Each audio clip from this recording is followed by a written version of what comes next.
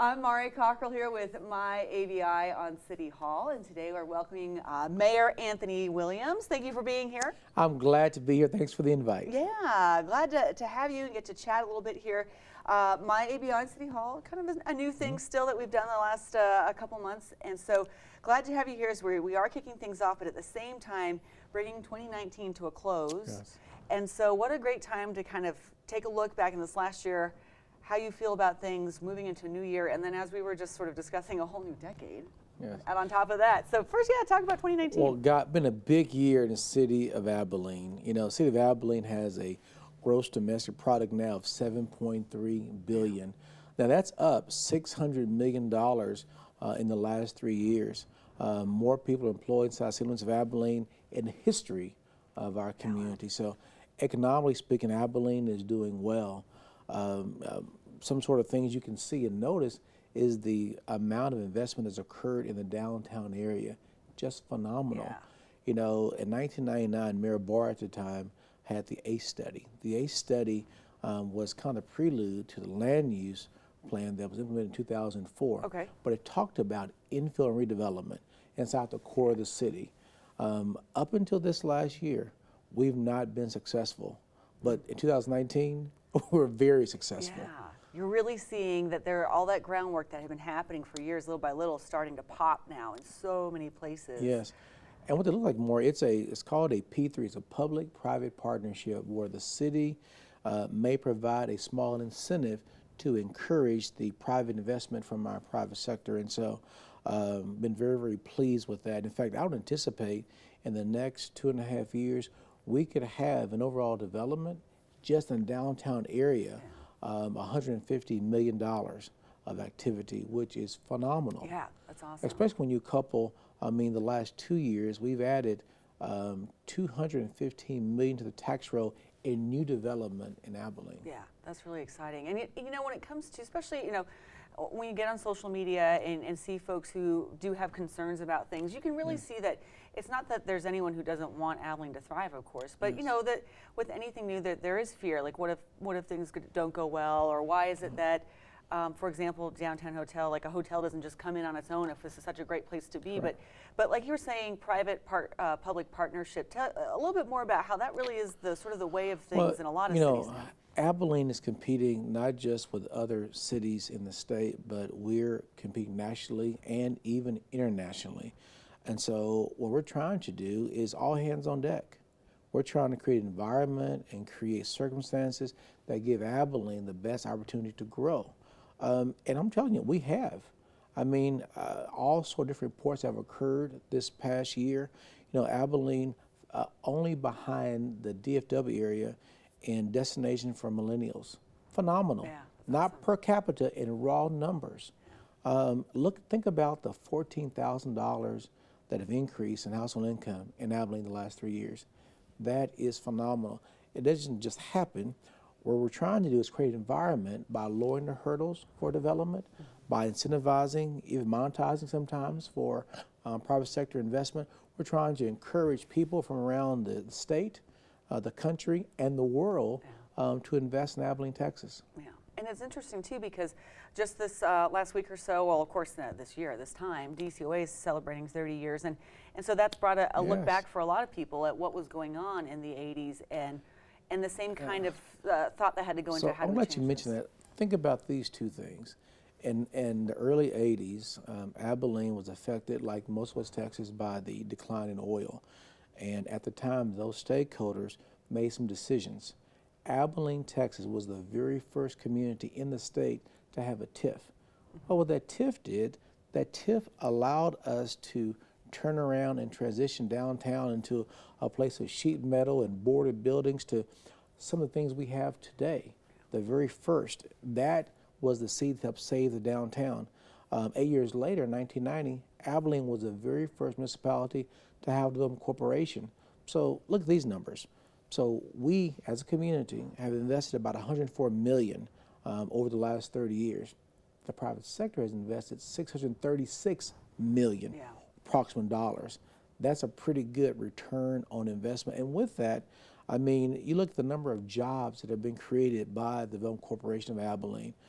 All those things are good for Abilene yesterday, today, and more importantly, tomorrow. Yeah, and it seems like a lot of times you have to think about what would have not happened if that hadn't happened, Yes. you know.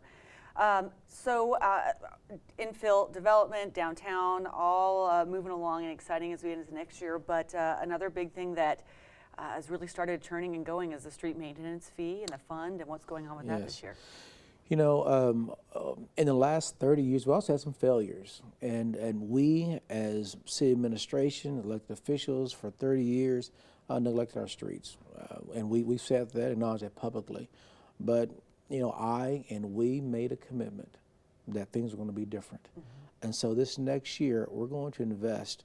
If you look at the leftover bonds from 15 and new money from street maintenance fund, we're going to invest over $20 million in our streets. Yeah. And helping us in that process, we have a layer of additional citizen engagement with an advisory committee that works with staff, the community, and the council to be sure we're identifying the right streets at the right time to address. And so we have put together an actual model that allows us to be able to take care of our streets from now on. And because it's a fee rather than a tax, because old school thinking was you got to borrow a bunch of money and you do your streets. Well, the street maintenance fee is year to year. And so we can pivot at any time. We can stop any time. We can make modifications any time. And so I think it's a good model that allows us to address our streets and does so in a way that's very responsible to our community.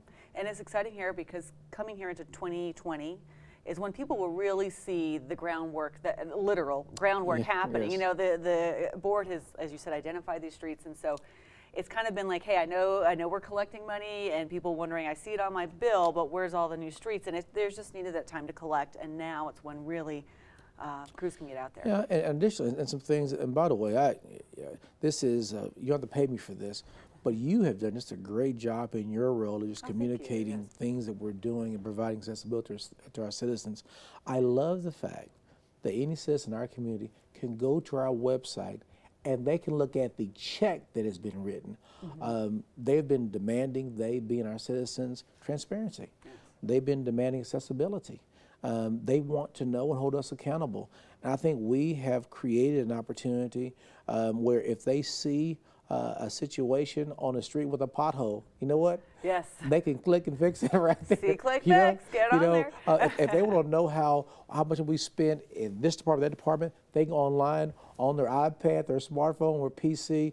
Those are things that other cities are not doing at the rate that we've done. And this very segment, this very program is another opportunity to be sure we're communicating to our citizens, allow them to be able to know what is going on, occurring, and hopefully encourage them to engage more. Yeah, all city staff has put a lot out there for folks if you want to go out, take a look at it, exactly, even if just it's on our website. You know, and I think I'm excited about Thrive ABI. I mean, I think when that whole conversation, and not the exact model, but model after San Antonio 2020 or SA 2020, that is asking Abilenians, what do you want Abilene to be when Abilene grows up? Yeah. What does that mean to you? And, you know, it launched just this past week at Sears Rec Center. We're going to have other opportunities to engage. I applaud the Community Foundation for kind of being the spearheading this. Absolutely. You know, but this started as a grassroots conversation. It wasn't chamber, it wasn't city. It was our citizens wanting to participate in crafting the future of Abilene. And so this process is just a great opportunity for additional ways where we can all put our fingerprints in regards to things we're doing in our community. Yeah, it's interesting. Like you said, I don't think there's been a time where we've had that kind of grassroots, larger conversation. Yeah, what do we all want? Yeah, I'm unaware of any sort of initiative that is this vast, that's providing the opportunities that are availing itself in this endeavor. Yeah, and so this leads us right into the future, whether it be 2020 or the fact that we have just finished an entire decade, where that go, and looking ahead. What are you most excited about here moving forward? You know, I think for the first time in a long time, we really have a united front. We have a number of leaders in the community and organizations that all are pulling on the rope in the same direction.